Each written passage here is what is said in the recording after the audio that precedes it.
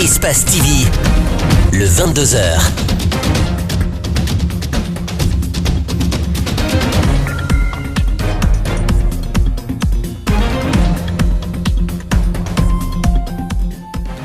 Bonsoir à tous, merci de nous rejoindre sur Espace TV et bienvenue aux 22h. Voici tout d'abord le sommaire. Rien ne va plus à l'Union syndicale des travailleurs de Guinée en cause le bicéphalisme à la tête de la structure syndicale minée par une guerre de leadership entre les deux camps. C'est désormais une bataille de légitimité sous fond de contestation. La coalition nationale des organisations de la société civile guinéenne apprécie la mise en place des PA, postes d'appui des forces de défense sur la route de Prince. Toutefois, son président invite à étendre ces dispositifs à d'autres zones considérées sensibles à travers le pays. Et puis enfin en France, la mobilisation des Gilets jaunes ce samedi a vite tourné en affrontement entre quelques manifestants et les forces de l'ordre. Le gouvernement, à travers le ministre de l'Intérieur, Christophe Castaner, met en cause Marine Le Pen pour les heurts intervenus sur les Champs-Élysées. Voilà pour le sommaire. Bienvenue à tous. La crise s'enlise à l'Union syndicale des travailleurs de Guinée. Quelques jours après l'élection d'Abdoulaye Sow à la tête de l'USTG, au terme du congrès tenu les 19, 20 et 21 novembre dernier, l'autre faction de cette structure syndicale, dont le congrès s'était tenu le 6 novembre dernier à Mamou, a réagi dans une déclaration. Le bureau élu à Mamou qualifie le congrès de Conakry de simulacre. Compte rendu, Idrissa Bari, Mohamed Aloussen Kamara. Dans leur déclaration, les membres du bureau de l'Union syndicale des travailleurs de Guinée USTG, élus à Mamou, dénoncent la violation des droits des structures décentralisées de cette organisation syndicale.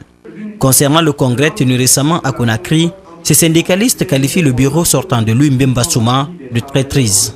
Nous assistons pour la première fois dans l'histoire de la République de Guinée à une cabale syndicale, à une tyrannie, à une naissance d'un nouveau système.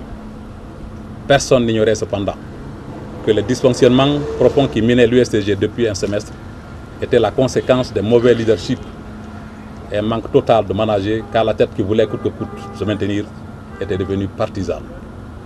Limbemba, qui a perdu toute humilité et toute sociabilité, supportait très mal la règle et l'ordre, surtout qu'habitué à la corruption, il n'avait aucune maîtrise de la décision à prendre.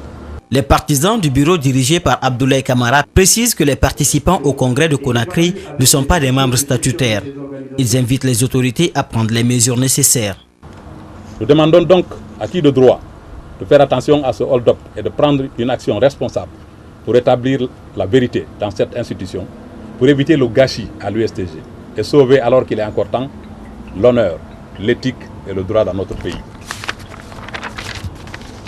Nous demandons exceptionnellement à l'inspecteur général du travail de prendre en tant que médiateur et arbitre la décision qu'il faut en la matière, surtout que tous les actes commis sont répréhensibles. Ces syndicalistes demandent à leurs collègues de se mobiliser afin de barrer la route au bureau élu à Conakry, dont le secrétaire général est Abdoulaye Sow de la FESABAG. La coalition nationale des organisations de la société civile guinéenne apprécie vivement la mise en place des PA, postes d'appui des forces de défense et de sécurité au lendemain des violences enregistrées à Conakry. Son président invite toutefois à étendre ces dispositifs à d'autres zones considérées sensibles dans le pays. Reportage Djibril Ba, Abdoulaye Kamara.